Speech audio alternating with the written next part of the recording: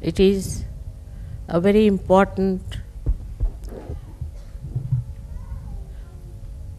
Guru Puja today because we have completed 25 years of Guru Puja.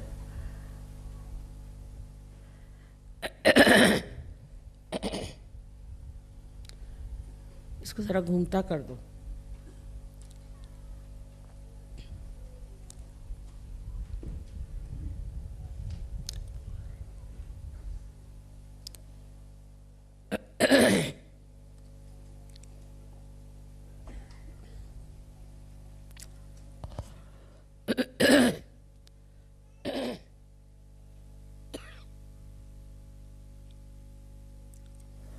Also, it is extremely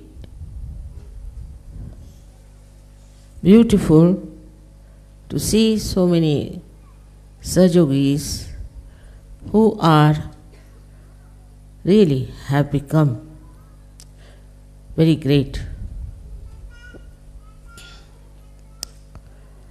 It's a question of understanding what Sahaja is. It's a very unique discovery I feel now that people who were seeking the truth have found it and have now got it absolutely on their central nervous system. Yes, in some places it's difficult to explain how it has happened, how it has worked out, and how in these 25 years we have been able to achieve this expansion of Sahaja.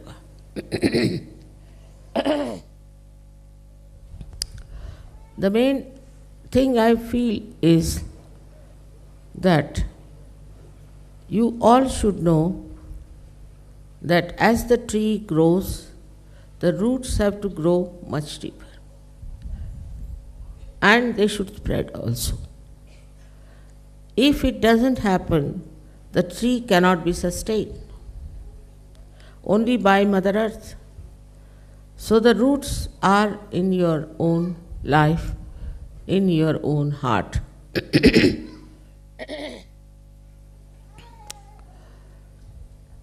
When we say we have become our own Guru, we should really try to find out with our introspection, are we our Guru or not? Because before this, your mind was on one side and your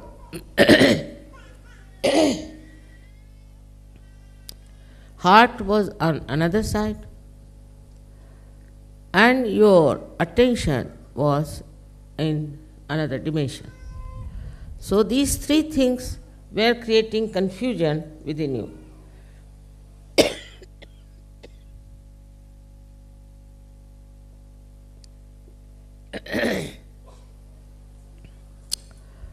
If you understand a human being, then you will be surprised to see how these three things act separately in a human being. And sometimes they fight also. First is your intellect and your mind. Second is your heart, your feelings, your emotions.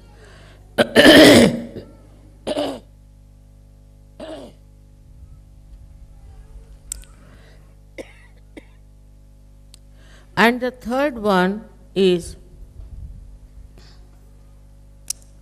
your attention. In these modern times, this confusion is the worst because all the time your attention is outside. It could be towards beautiful things or beautiful women or beautiful men or all kinds of nonsensical way of wasting your energy. Such attention then is absolutely like a horse which is let loose. You cannot control such an attention. And this attention runs wild from one to another. It's a fashion also. It's sort of a very popular thing to keep the attention moving all the time. But this attention that has to be towards the divine, towards the Almighty, is just being frittered away. Thus, attention doesn't grow its own roots. First is to find out about yourself. Where does your attention go? What makes you feel like looking after or concern or attention?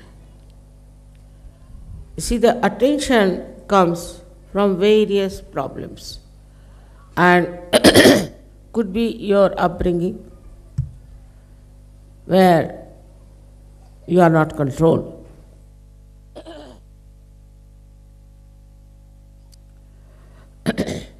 Could be your education, could be your atmosphere in which you live, or could be your own ego or your conditioning. पानी बहुत ठंडा है शायद इस वजह से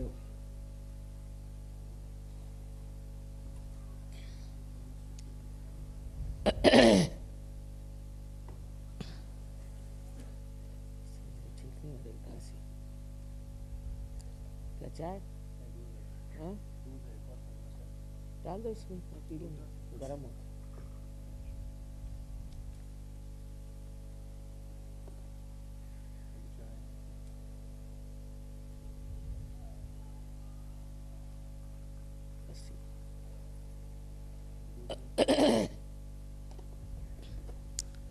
So this attention is being attacked by all these outside energies or negative forces, and it gets entangled. Like a river flowing straight into the ocean can get lost in a barren place. In the same way, this attention, which has to go towards the divine, gets frittered away and is punished. This weak attention cannot take you towards the divine. Ultimately, you find that all this attention is being completely absorbed or frittered away by the nonsense that's going on. Unfortunately or fortunately, you are born in these modern times. And in these modern times, as you know, it's a very chaotic condition. In these chaotic conditions, you don't know what is right and what is wrong. And there are all kinds of attractions which can take away your attention and reduce the energy of your attention. It is possible more for the people who are very right-sided. Also, the left-sided people can be very much affected. Right-sided people, as you know, go up to a point and become extremely dry, self-opinionated, and aggressive. All their attention is in aggression. While the people who are on the left side are indulging too much into their own whims and their desires and their own temptations. Both sides can fritter away your attention, which is the most important. It is the most valuable thing is your attention. But the attention cannot be controlled. by a person who doesn't have a weak mind or a weak heart. Now supposing you take somebody who is a very intelligent person. The intelligent person puts all his attention in capturing the attention of others. I don't know why, but it's a kind of a paradox. The person who himself is having such a lot of aggressiveness and all that, tries to be very sweet, tries to be very nice with people, just to keep good relations, or we can say the good behavior towards people, so that they pay attention to that person. This is a very subtle thing. They are not even aware about it, that we do such a thing just to make others pay attention to us. That is how we have seen that in these modern times, so many stupid things people do just to attract the attention of others. Most of the facts that had come up in modern times are just to make something stupid so that people should pay attention to them. Of course, the Sahaja-yogis are not like that. But I am just pointing it out, how in the modern times you have to be very careful that you should not try to attract the attention of others. Instead of that, what you have to do is to pay attention to others in a very subtle way, not with any expectation that if you are paying attention to somebody, that person should pay attention to you. It's a very big struggle I have seen in Sahaja Yoga also, that people try to say, become very popular or become very outstanding or something of a very great qualities to show off that they are something better than others. A person who is really in connection with the divine is least bothered about how people pay attention to that person, but automatically the attention of such a person is on others, which is very, very subtle, very subtle. You cannot make out that the attention of such a person is on you, but it works, and it works beautifully. We have to understand that we have now come to the realm of the divinity. We are in the kingdom of God, and we are divine people. We are very powerful people. But if we fritter away our attention, we become very, very weak people. It's easy to feel that we are Sahaja-yogis, we have done so much of realization of others, or we have helped so many people. All this consciousness, if it comes within you, then know that you are still not fully developed Sahaja-yogi. There should be no consciousness of what you are doing or what you are committing. There is no need to boast about it. There is no need to advertise it. Whatever you are is already can be seen by everyone. But even that desire is not needed, because you are doing just for the satisfaction of your spirit.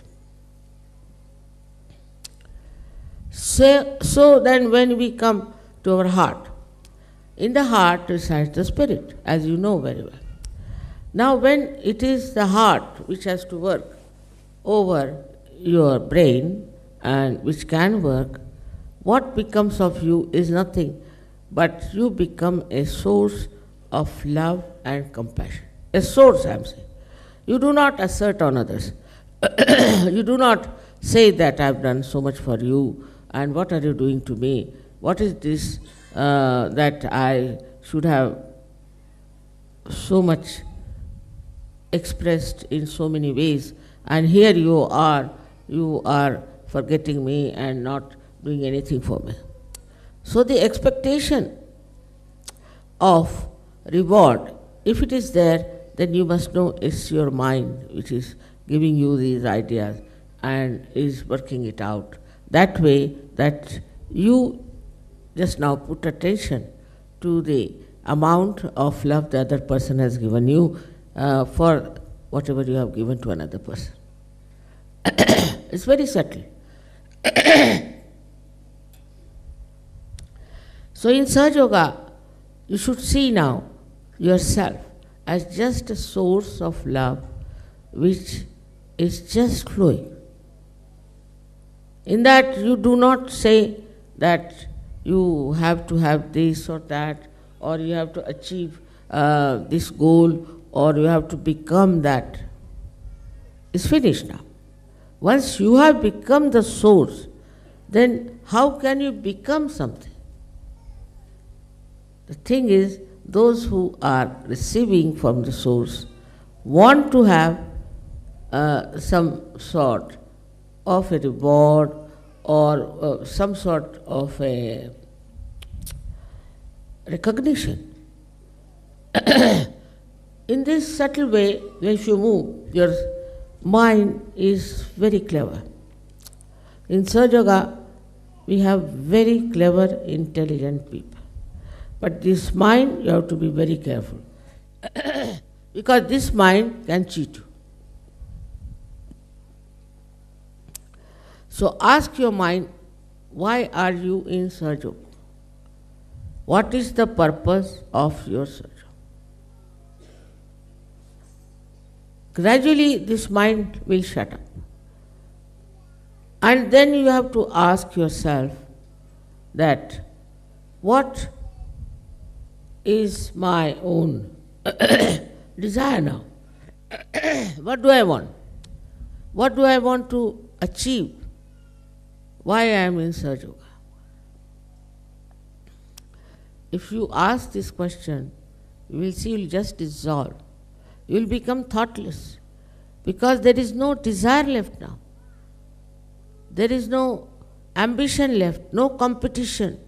All these qualities are of the brain, or we can say of the intellect, which makes you competitive, which makes you also jealous. So jealousy is also a product of this competitiveness, because when two persons are competing or many are competing and one is selected, others become jealous. I mean, instead of feeling happy, all right. So one of us has become something, so we should be very happy that he has become.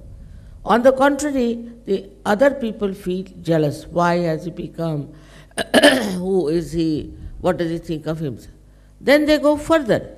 Not you people, but on the whole people go further with it. And what do they do? Is to harm another person.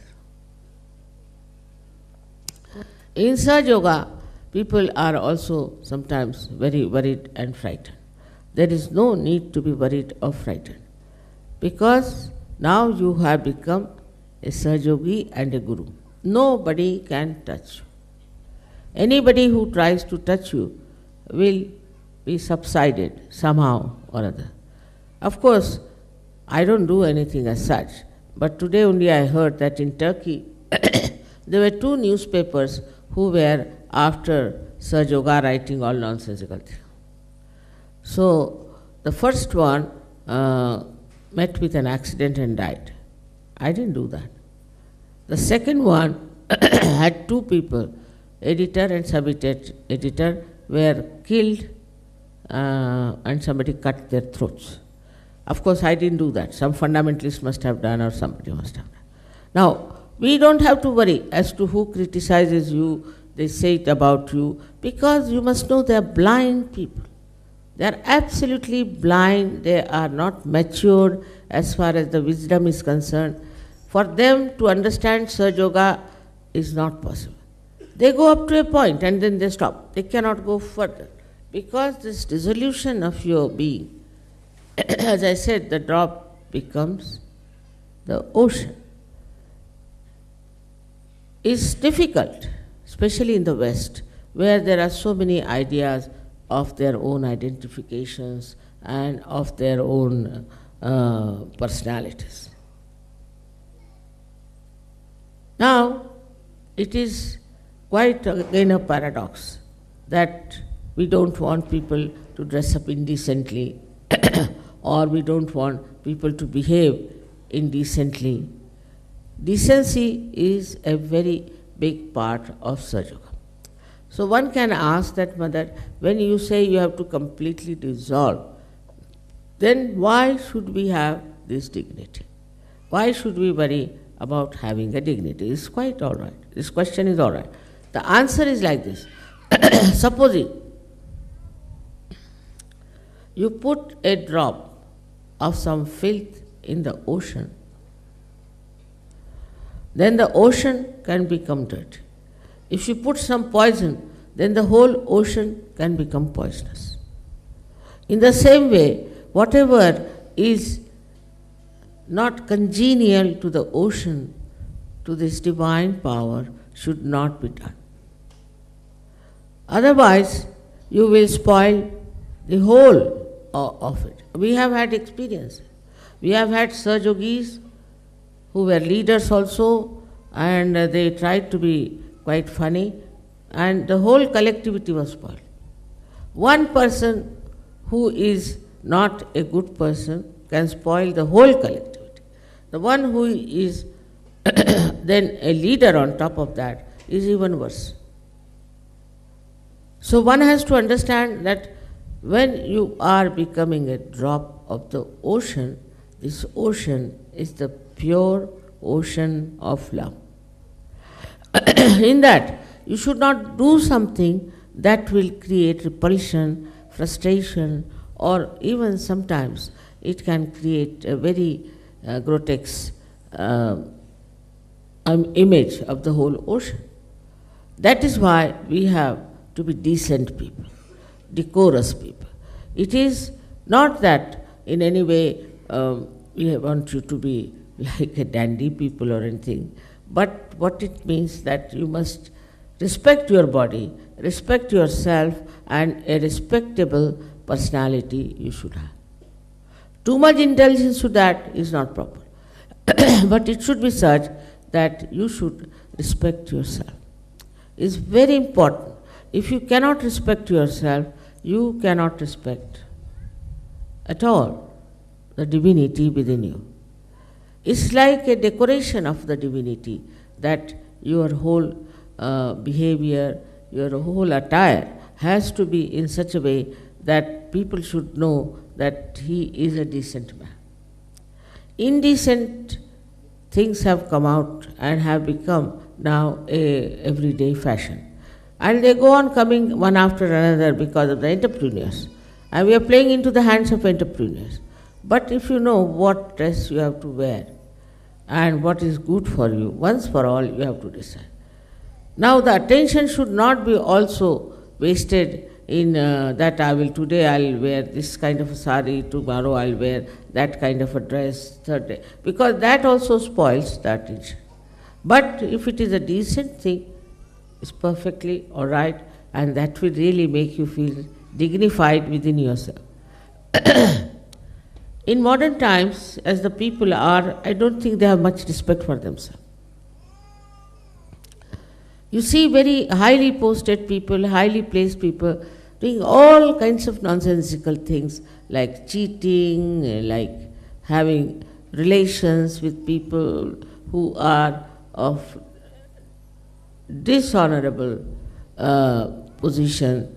All this is happening. If you see in the newspaper, you are shocked how these people at the helm of affairs could be like this, because they are still not matured enough to know where are they, what is their position, how they have to be. If you are mature enough, then you will understand that, say, I am a housewife, I am such a minister, I am prime minister, how I should be.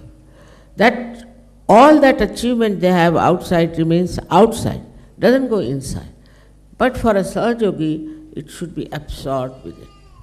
It has to be absorbed within so that the attention is not wasted too much. The another part which one has to see is the heart. Some people are saying, Mother, if our heart is ruling the head, then we become too much emotional, we get too much attached to people, we see sort of individual friendships and things like that. On this point, one has to know that why do you get attached to one person? It's not your heart. It's not your heart. You get attached to a person because you have some sort of we can say a relationship maybe, or maybe you like the hairdress of that person, maybe you like the dress that person has. Something outside quality is attracting you towards that person. It is not something inner quality that is attractive. For example, if you are attached to your children too much, you will spoil them. They will not come up to your expectations. Anybody you get attached to, you must verify why are you attached to such a person. What is the reason? Now in Sahaja Yoga, people are attached to each other very much, I know that. But it is not for any external reason. Because somebody is rich, because somebody is famous, because somebody is doing some sort of a extraordinary work. No. They are attached to that person because that person is a bundle of vibrations. That it gives you tranquility, it gives you joy, and it gives you a kind of an immense resolution of your being. So that happens when you are very much there. As I have told you the story of once this potter was kneading the clay, and his name was Gora Kumar. And when Namadeva, who was a tailor but very well known poet, both of them were poets, he went and he saw this potter was doing such a, it was not a very respectable work he was doing. He was busy kneading the clay.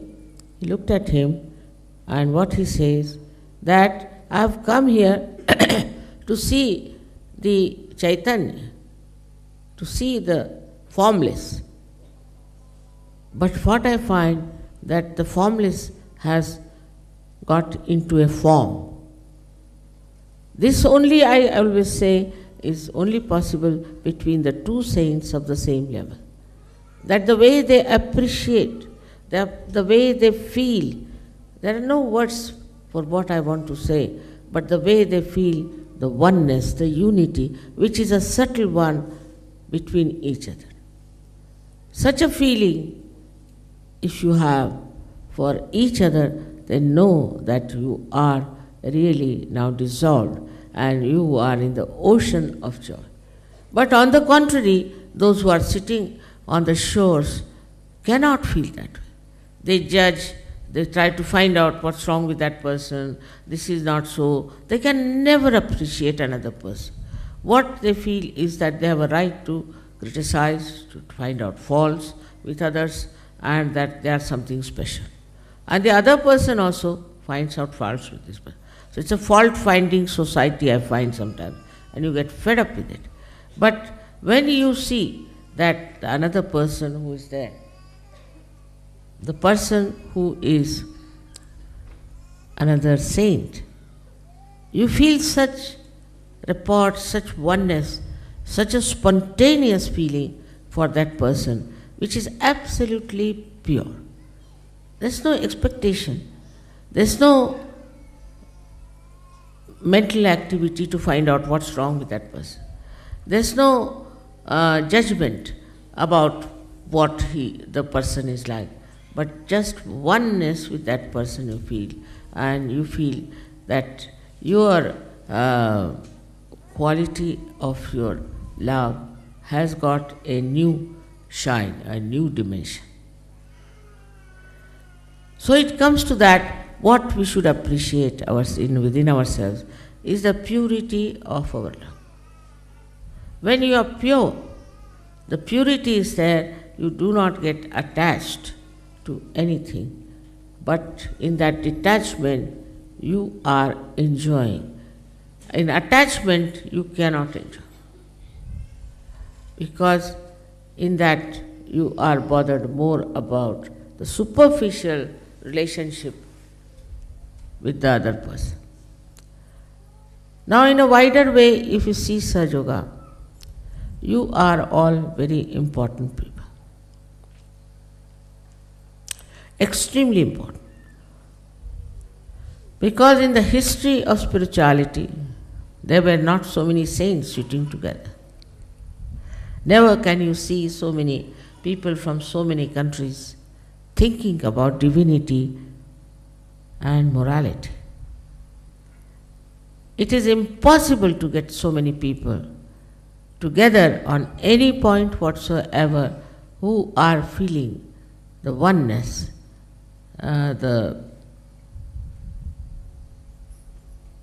we can say the most soothing feeling with each other. Whether it is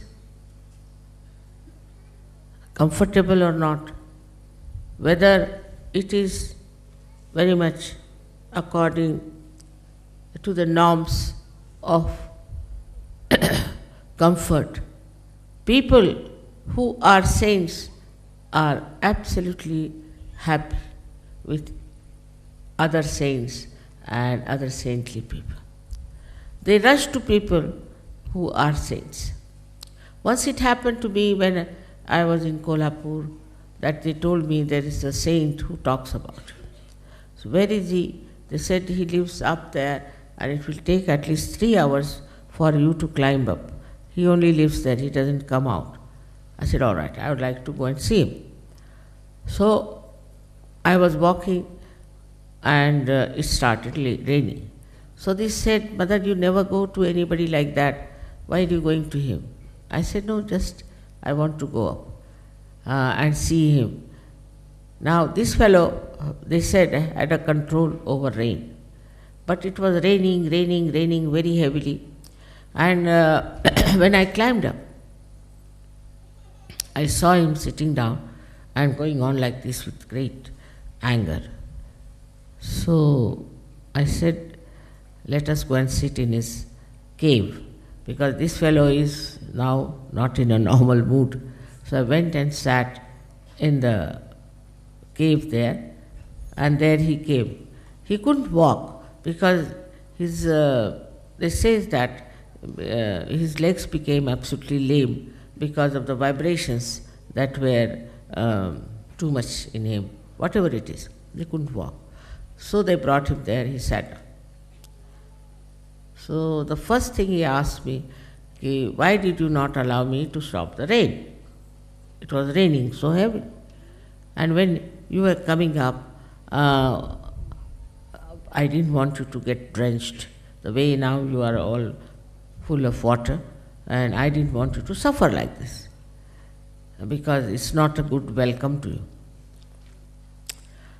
So did you do it just to control my ego? Because I must have developed ego because I can control rain, that's a fact. So I just smiled at him. I said, see, you are my son, isn't it? And you have bought a sari for me.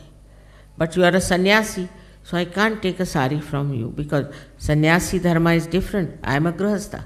I can't take a sari from you. So I deliberately got drenched so that you could give me sari. The whole temper, whole unnatural behavior all dropped out. He became extremely sweet. Yes, yes, he said, how do you know I bought a sari? At least I said, in love you know everything. And then he brought a sari for me, and he did aarti and everything. But you see, all these things show that how the love masters everything so easily. Small, small things, if you are expert in expressing your love, how it works out. There are so many incidents I can give you like this. But the main thing we have to see within ourselves, do we really love each other? Do we really have affection and compassion for others who are not even Sahaja-yogis? Those who are not Sahaja-yogis are also the blind people. You should have compassion for them.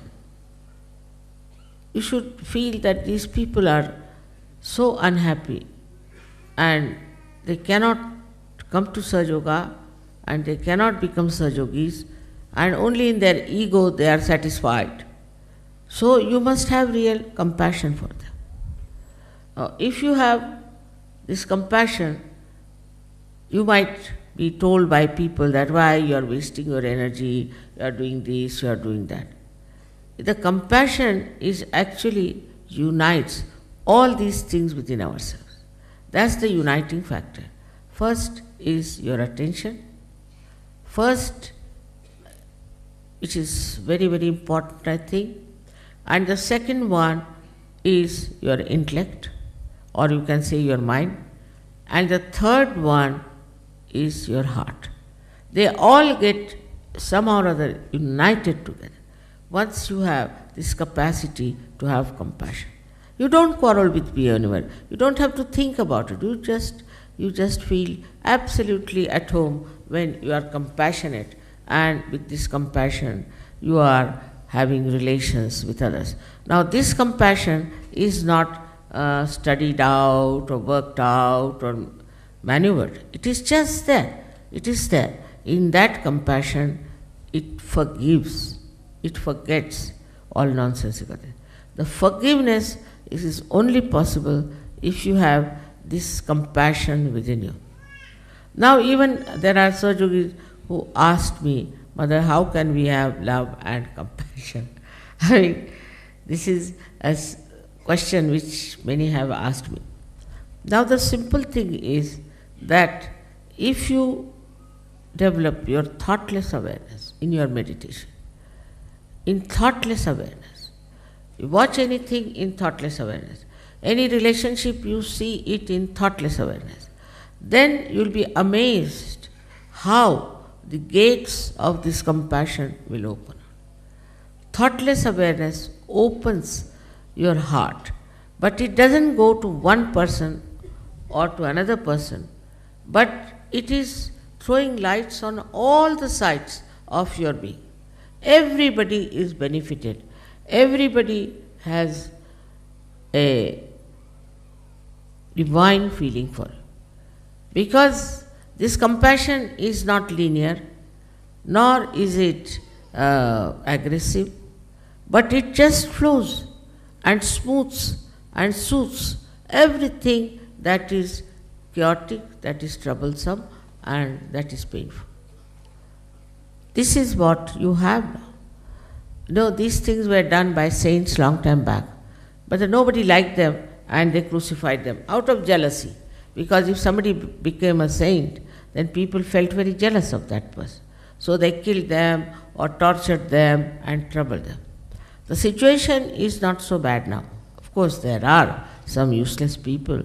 There are some people who are really monsters. I agree. Forget about them. But on the whole, our attitude should be that these are blind people. Now, looking at somebody who is maybe something wrong with that person, may not be good natured, maybe anything. But in your heart, you should not have any grudge.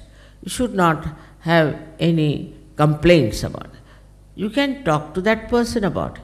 You can tell him in a way that will be absorbed. But you should not try to make an issue out of it and try to in any way trouble or torture anyone. Can you put up this one? Pankhe ko utar.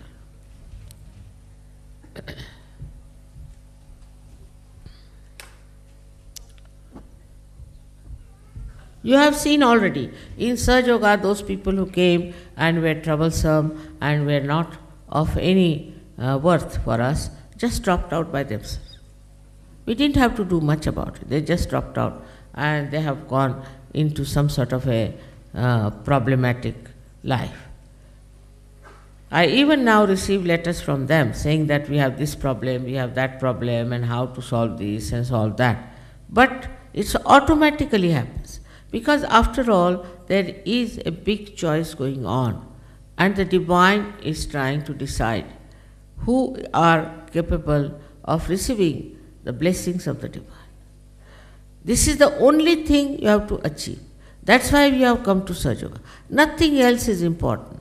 There are people who are very highly placed, tomorrow they go into dust. There are people who are regarded as very great famous people, they go into dust. It's all the time is happening in your presence.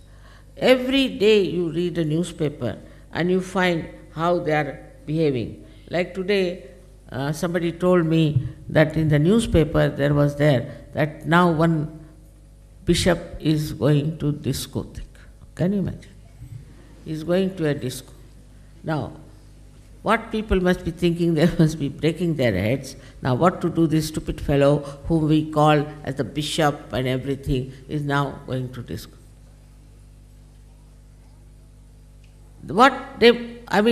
Whatever he had respect, maybe it is artificial, but it's all lost, finished. Because, you see, as they have no value of themselves. They just live with their ego. I'm such a big man, I'm this, that, I'm a bishop. They walk in a different way, they talk in a different way. And suddenly, how they go down? Now, what was the need for this old Johnny to go to the discotheque? I can't understand. So, because of this kind of life that he is leading, thinking no end of himself, he could never see that one day I will go down like that. Another thing which you should say in a very wider way, that he had no feeling why people respected him. He never knew why people had respect for him. Or he was not conscious of it. At least he would have preserved that. He did not. Why should he go to a place about which he has been always denouncing and saying that these are bad places, one should not go there? So, in your case, you have to be conscious that you are Sahaja Yogis. If you become the ocean, doesn't mean that your consciousness has vanished, but it has enlarged. You have got the consciousness of the ocean.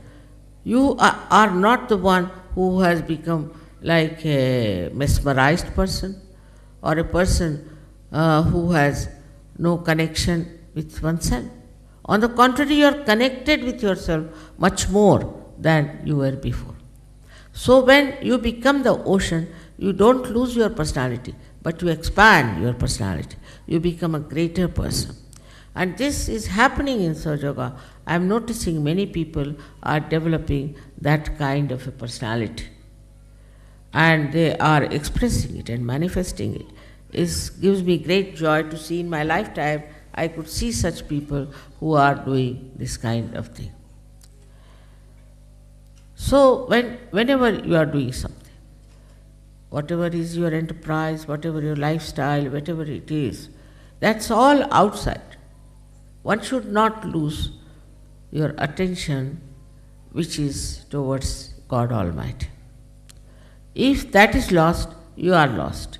There's a very nice poem Namadeva has written about that there was a boy who was flying a kite, and the kite was floating, and this boy was looking after the kite, and while he was talking to everybody else, but his attention was on the kite. Then it goes further. He says that a lady is having the little child on her body, on the waist, and she is cleaning the house. She is cleaning with a little broom. She has to move from here to there, and after that cleaning she has to do other work also, but the child is here. So her attention is on the child, that he should not fall down, something should not happen. Though she is doing all kinds of work, everything, her attention is on the child, in the same way your attention should be on your divine power of Kundalini. This third one, he is described that there are many ladies who are taking water from a river. Sometimes they have 3 pitchers on their heads and walking. And while they are walking, they are talking to each other, telling stories about each other and anything, but their attention was on the pitchers which are on their head. In the same way, whatever we are doing, our attention should be on our Kundalini. We should find out what are we doing. As it is, we have the light, but you must take light into every corner of your life, every aspect of your thinking, every kind of an effort you make. And you will be amazed if you really watch your attention, you will really know what you are doing. It's the attention to be watched so much that ultimately you will be surprised that the attention is no more frittering away. Without the attention, you cannot work out Sahaja Yoga. This is the main problem of Sahaja Yoga, is that your attention has to be towards God Almighty. Otherwise, nothing can work out. Your ascent cannot work out. If you have come to Sahaja Yoga to make money, all right, you will make money and get out. If you have come here to show off your knowledge and all that, you will show it and get out. If you have come here to show your power and your authority, you stay there and get out. Like that, many people have gone out, if you know. And this is what is to be really taken care of, that you don't try to use Sahaja Yoga for all these stupid things which are not permanent, which are not eternal. Sahaja Yoga is to be used just for cleansing yourself, for becoming the ocean of love. Now, many people also feel that love is rather difficult because you can be harmed by others or somebody can take advantage of you. The main thing about love is, if it is not a pure love, then it creates problems. Supposing you trust somebody because of money, trust somebody because somebody relationship or anything, and you go on indulging into it, ultimately you will find that you will be very disappointed. Very disappointed. But supposing you show your love just with purity about that person, it's so subtle, it's so innate within you, built in, it's there. We have to just open out. Every human being is a bundle of love. And when he is afraid of others, especially the West, there are so many ideas they have created that you are afraid of this kind of love and that kind of love, and you see the way the perversion and all nonsense is there. But in pure love, there is a kind of a beautiful light which protects you, which guides you, and which enlightens your life completely. This light is just nourished, and also we can say, like the lamp has to have the oil. This is the one that is for our spirituality. The love of a person. You are embodiment of love, take it from me. Because you are a human being. Even the animals are there who know what is love is. You see, I know that if you love a tiger, the tiger will never harm. If you love a snake, it will never harm. If you try to love anybody who is very cruel and very bad, gradually he will come down. He will harm you little bit, he'll do this, he'll see things, and he might be mean with you, do all kinds of things. But then gradually you find your love works and works and works, and ultimately it is your love which is important to that person. Now, your love is really firstly appreciated more by innocent people like children. Children know what love is.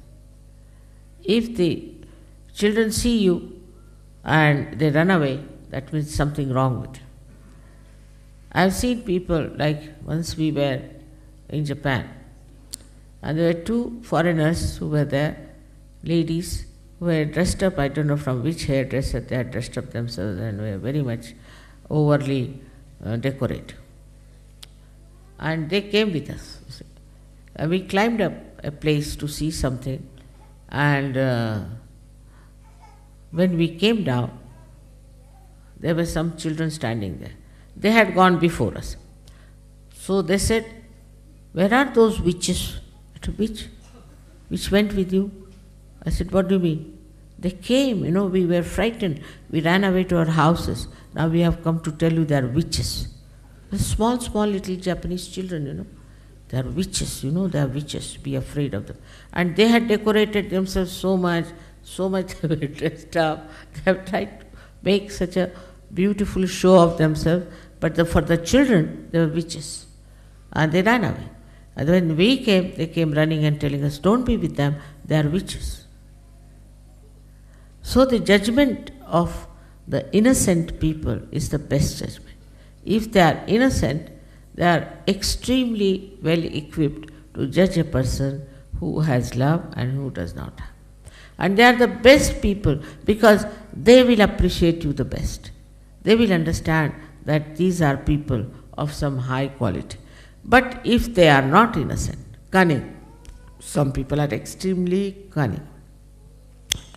That's the intelligence part of it. They can never appreciate you. They'll appreciate something which is something very, very abnormal, which from divine angle is very, very obtuse and funny. But they will never appreciate you. Never, cannot. Up to a point they may, but may not. Doesn't matter. You have to appreciate yourself.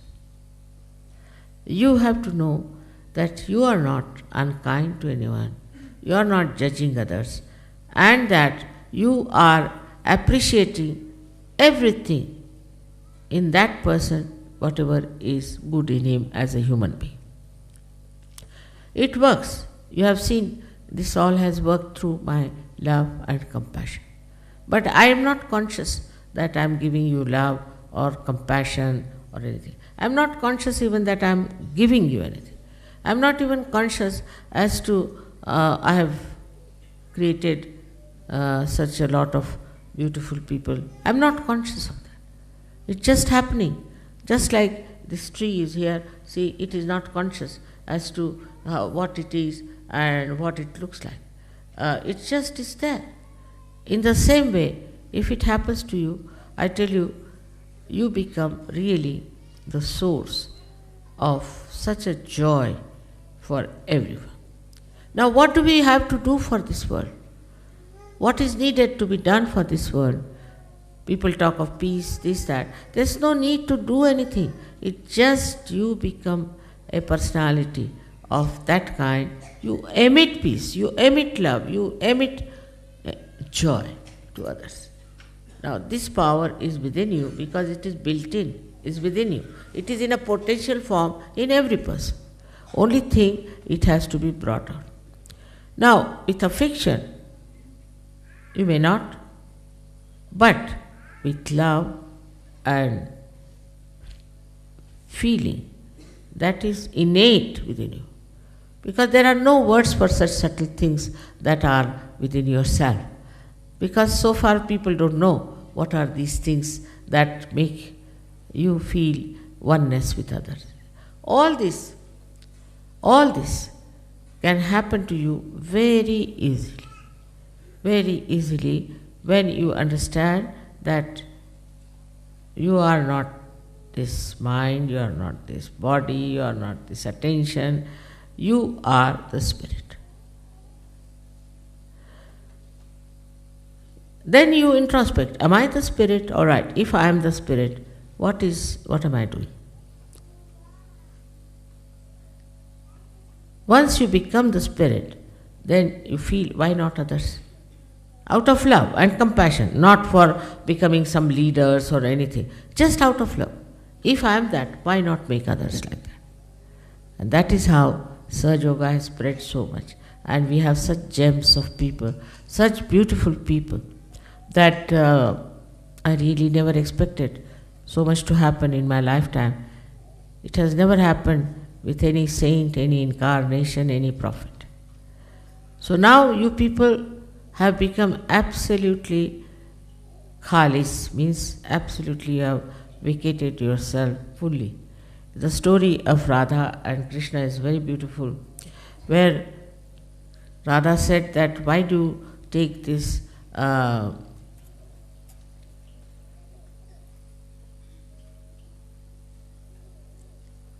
मुरली को अंग्रेजी शब्द नहीं आ रहा, flute to your throat. Why do you take this? Because Murli is such a sweet thing, flute is not so sweet. But why do you take this flute to your lips? After all, she must have been jealous, I think so. So it's a story, just a story. So he said, why not go and ask the flute? So flute, she went and asked, why Sri Krishna takes you to his lips all the time? So she said, I have become completely hollow. There's nothing in me. He puts me to his lips, and people say that I am playing the tune. It's he who is playing the tune. Where am I? I am not there. I am just enjoying the same tune which is passing through me. That is the expression. But then Radha told Sri Krishna, why don't you make the same way as the flute? So this is what you have to be, the flute. Means you have to be hollow within yourself. All these little things, which come into your life are not important. What is important is, have you become completely hollow? This is where I would say introspection will help. The one who makes the flute is also within you. So let there be a flute made out of you by yourself. This is the way you make yourself what you have to become. In Gita, Sri Krishna has said, Atmanne Atmane Stushta. Means the spirit gets satisfied by itself. Isn't it very difficult thing to understand? How can the spirit be satisfied by itself? But now you can understand what Sri Krishna said, that your own spirit becomes satisfied with itself. Then it doesn't require any other satisfaction. You seek the comfort of your spirit, you seek the joy of your spirit, you seek the beauty of your spirit. You don't even seek, but it is in itself is filled with that joy of the spirit. And it only can be satisfied by itself. There are many people who say, I am not satisfied. You see, this I am not very much satisfied. It's not that I am satisfied. In the same way, the spirit can say, I am not satisfied. But the spirit can be satisfied with spirit only. It's like the reflection in the mirror. When you look at the mirror, you see there your own reflection. Now, if the mirror is not all right, I will say I am not satisfied with what reflection we are getting out of this mirror. So you will change the mirror, you will bring the better mirror, you will try to get a better picture of yourself. In the same way, the spirit which is reflected within you wants to see its own image. And then what you do is you go on somehow or other changing, cleaning, making it all right through your meditation, so that your spirit is satisfied with the spirit. Sri Krishna wrote Gita in such an ambiguous manner because he was very clever. He knew human beings cannot take things straight, so tell them this way, so that they'll run around and then ultimately they'll come to truth. But truth is very simple. Truth is extremely simple. You don't have to go here and there, and you don't have to stand on your legs or feet all the time. You don't have to fight with anything. You don't have to take to some sort of an tapasya, abstinence, nothing. Only just you become like a flute. You become hollow. It's not difficult. It's not difficult at all for Sahaja-yogis, because already the Kundalini has made you hollow. It's not difficult. But still, I find people deviate, their attention goes here and there. So many people have told me how their problems were solved without doing anything about it. I said, what did you do? No, mother, we just put it at your lotus feet. I said, really? Yes, that's all. Or we were just looking at the problem, what the problem is. We are standing outside and looking at the problem, and the problem got solved. Even the most difficult problems that you think can be solved very easily. Because you have powers. Your powers are great. You are saints, but more than saints. Much more than saints, because you are born at such a volatile times. Like supposing you have a light, in darkness you are finding something, you bump into that and bump into that. But supposing this is a place full of gas. You bring one light, the whole thing becomes enlightened. Like that you have powers. But you must get out of this nonsense of me, my and mine. I don't know how to say you get out. It's not like a swimming pool that you jump into it and get out. It's not like that. It is another kind of a very subtle understanding that our roots have to grow. And for growing our roots, we have to go within ourselves and find out within ourselves what is the area we are occupying, in what areas in our lifestyle we are taking these roots inside. Also, Sri Krishna has said that the tree of life has the roots in the brain and grows downward. It's very interesting to understand that the roots are growing in the brain. That means your own intellect is just covered with compassion. It's just being absolutely one with compassion. I had told you a story about a saint who was to take to water for the deity in Gujarat, and he walked 1 month to go there with a pitcher of water. And there because it was a very high mountain on which this deity was, and he reached at the foothill. There he found a little donkey dying of thirst. So he poured all the water for that donkey. So those who were with him, they asked, what are you doing? You brought it all the way, and why are you putting it for this donkey? He said, you don't know, the God has come all the way down just to meet me here. He doesn't want me to climb up. This kind of a absolutely simple understanding of another's feelings and another's problems, you can solve them. You can sort them out. And the person will tell you that you sorted out my problem, but you will not know how you have solved. Because this love is the power.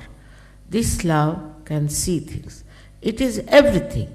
It's like you see a television, all right, it's a television. If you see a telephone, it's a telephone. If you see anything you do with the power, is embodied inside this love. You need not have a telephone. I never telephone to anyone. Mostly I never telephone. I mean, if somebody forces me, then it's all right. I never telephone. But not to save the bill. But I do not telephone because there's no need. The whole subtle of the ether is at your feet. Just you want to do something, you can just do it just with the vibrations. Now many people say, Mother, cure this person, cure that person. There's no need. You all can cure, you are so many. You can cure anyone you want to. But you bring that person to me, is not needed. Just you can cure anybody you feel. You can solve all their problems yourself. One little bandhan can solve it. But for that, you should be the source of love. Once you give a bandhan, this powerful love takes over. All right, I'll do the job. But for that, you have to be the master of this beautiful thing. Now, one thing is very different from other masteries. In other masteries, you see people try to dominate or to try to use it for destroying others. But the mastery of love is that you know how to build a rapport with the divine love. And this divine love is not only powerful, but it is such a efficient, I should say, such an alert instrument which works out everything in such a manner that you are amazed how things have worked out. And everybody has noticed it. I know you all know it, not that you don't know, but you don't use. You have to be on the vibratory awareness and use that. Even giving yourself as a bandhan itself clarifies you. Imagine in your hand there is this great power of giving you this balance, this love, this affection, and all the protection, while you can give it to others also. You have become now the part and parcel of the divine power. You are now in the kingdom of God. Whatever you want to do can be done by this divine power. With all this telling you, I still feel sometimes you are not confident. You get upset. You feel that how can this be? You have no trust in yourself, you have no faith in yourself. And also there are some people who feel they are neglected or something should have happened to them. Once a lady started crying. So I said, why is she crying? She said, because Mother didn't smile at me. I didn't smile at her. But I never smile at anyone. I don't know why she thinks like that. So I asked her, why do you want me to smile at you? What's wrong with you? You are all right. Why should I smile at you? So, you see, also this kind of a feeling that comes up sometimes, that in Sahaja Yoga, Mother should all the time be only attached to you. She cannot get attached. It's a helpless condition I have. There are so many, you don't know, defects I have, which you have no idea. I don't know how to count money. If I give me 100 rupees, I'll count it 200 rupees. See, I don't know many things. I don't know banking. I don't know many things. And one of them is I don't know how to put attention to this person or to that person, like politicians would do. You see, you must look after this man because he's very important. Nothing. To me, you are just part and parcel of me, finished. Nothing more than that. So, you see, everybody should know that you are very close to my heart. You are very much there. I am very proud of you. And something, really it's a miracle that has happened that you people have taken to Sajjana. So on that point also, that how much mother cares for me, what she does. Now supposing I tell somebody, all right, you don't sit here, sit there, they feel bad. Anything you do, they feel bad. This kind of a person has no sense of love. He doesn't understand mother's love. So at the end of the whole thing, I must tell you that when you are a guru, you are also a mother. You have to express yourself like a mother. She's kind, she's gentle, she forgives, she also corrects whenever necessary, but in her own sweet way she corrects. So the correction takes place. It's not that a rebellion starts. So all that wisdom of a mother is within you, is already there. So please try